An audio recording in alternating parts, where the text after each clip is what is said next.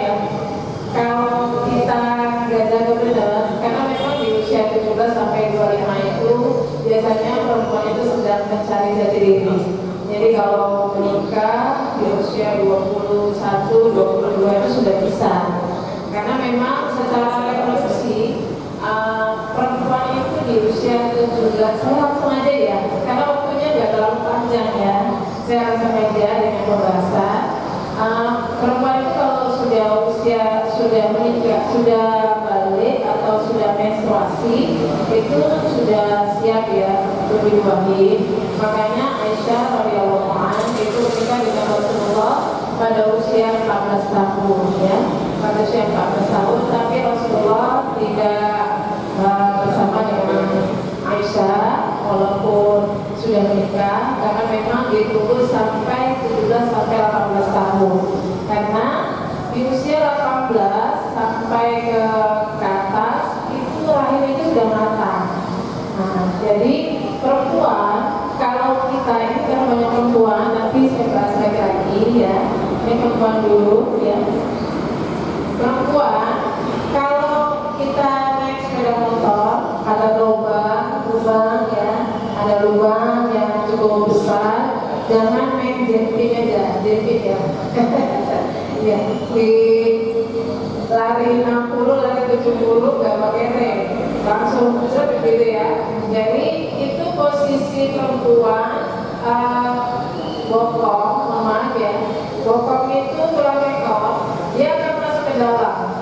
Jadi kebiasaan, oh gak apa-apa kok, gak ada yang luka gitu ya, gak ada yang luka.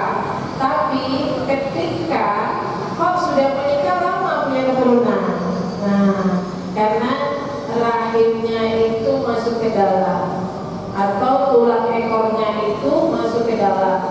Jadi kalau sekiranya ada yang pernah nih kejadian naik sepeda motor, jatuh atau masuk lubang, nggak melakukan terapi, maka nanti kalau di malam hari lakukan setiap hari, karena rahim perempuan itu bisa terbalik. Jadi kalau sudah terbalik, kita belajar kesehatan nggak apa-apa ya, kita belajar tentang bagaimana anak itu dihasilkannya. Jadi ketika sel sperma dan sel ovum ketemu, kalau rahim terbalik perempuan, kalau rahimnya terbalik atau rahimnya dingin, maka dia nggak bisa dirami kayak ayam. Ayam itu nggak bisa merem kalau tempatnya dingin. Jadi kalau perempuan suka makan es, nah ini ya kan, yang nggak suka makan es tuh tangan. Wah, sudah tuh orang di sana yang suka makan es, semua orang suka makan es ya. Berarti kalau kita suka makan es, kata guru saya yang dari Malaysia, yang boleh kita makan es itu bilang-bilang masa. Kata guru saya orang Malaysia. Kenapa dibilang bilang-bilang masa? Itu hanya boleh sesekali, sebulan boleh sekali. Jadi kalau tiap hari saja, dibanding ya, sudah paham. Karena rahim kita akan dingin, jadi jumlah sel-sel ovum yang aktif yang bisa dibuahi oleh sel sperma itu nanti jumlahnya akan sedikit. Jadi ketemu tumpah. Makanya naudzubillah sudah menikah baru ketahuan, kok saya lama banget ya punya keturunan. Sebenarnya bukan setelah menikah itu kejadiannya, tapi kejadiannya adalah pada saat kita sudah menstruasi. Tolong jaga rahim. Wanita tolong jaga rahim. Jadi kalau pernah jatuh, dalam keadaan jatuh kita tidak melakukan terapi atau mengembalikan posisi rahim, maka ini saya nggak bisa ngajarin karena memang di sini. Ini misalnya saya umpamakan apa ya? Pakai apa ya? Nah ini saya umpamakan ini orang nih ya. Ini posisi kaki di atas, ini pantatnya itu, bokongnya itu ditempelkan ke bawah. Jadi posisi kaki itu lurus ke atas. Nah ini perempuan ya. Kalau bila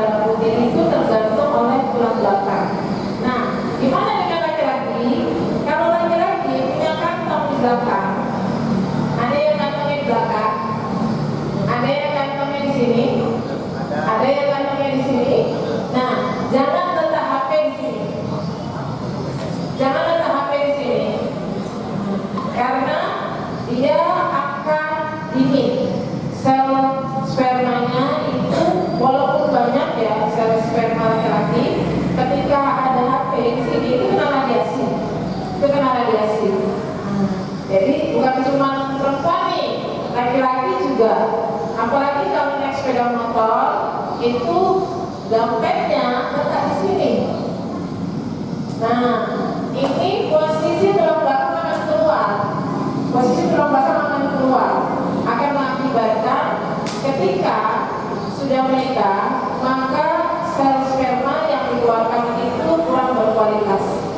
Ejakulasi dini. Itu dia. Nah, ini penting. Jadi kalau belum menikah mungkin tidak masalah, tapi semua yang hadir hari ini pengen nikah nggak, Dek? Pengen apa pengen? Oh, malu sih. Pengen apa pengen? Oh, yang ini yang keras. Dek, ini mau keras. Ada yang pengen nikah?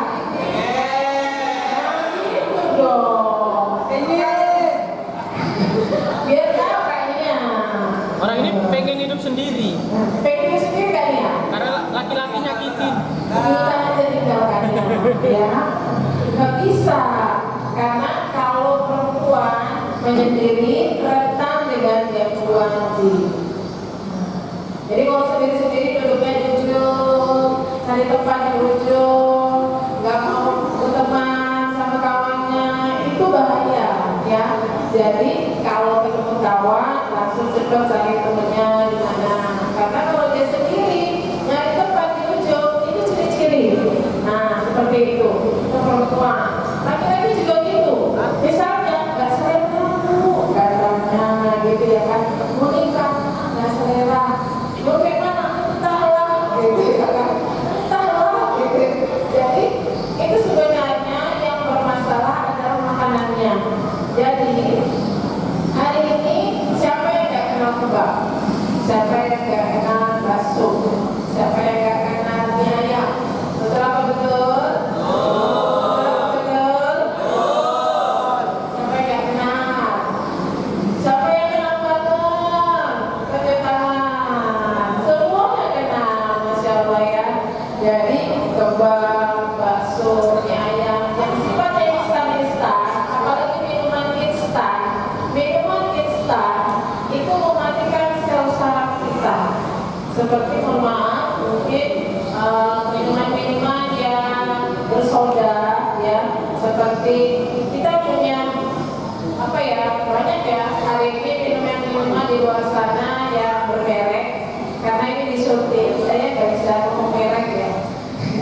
Jadi seperti mungkin minuman kemasan yang dijual di supermarket, ya, itu tolong jangan terlalu banyak dikonsumsi, karena itu mengandung aspartam, ya, itu pengawetnya tinggi.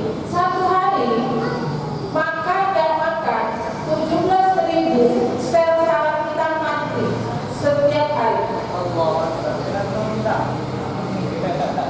Satu hari makan dan makan, mau makannya apapun, mau minumnya lagi pun, setiap hari rumah aja, satu hari sel saraf akan mati 17.000 sel saraf.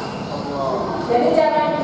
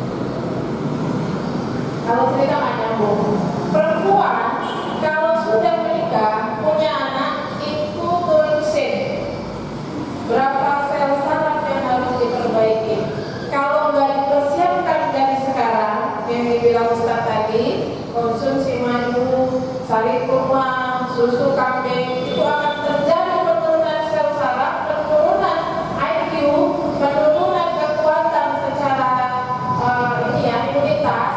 Yang satu lagi, cantiknya berkurang. Catat. Nah, enaknya itu cuma tahun pertama.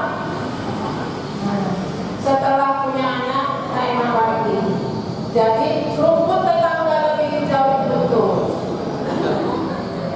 Jadi tolong adik-adik yang perempuan jangan nunggu bu nanti nikah aja saya konsumsi yang sehat-sehat sekarang, karena anak itu ketika kita dikabulkan keturunan yang baik itu dari dalam rahim ibunya dulu. Tempatnya dulu nih, ibunya dulu. Kalau ibunya kurang sehat, maka akan menurunkan imunitas yang sangat rendah. 80% kecerdasan ibu itu turun ke anak. 80% secara fisik itu dari ayah. Kalau ayah suka begadang, saya bilang ayah sana ya. Kalau ayah suka begadang, maka imunitas anak akan rendah. Ingat ayah-ayah, calon ayah, ya, pengerja.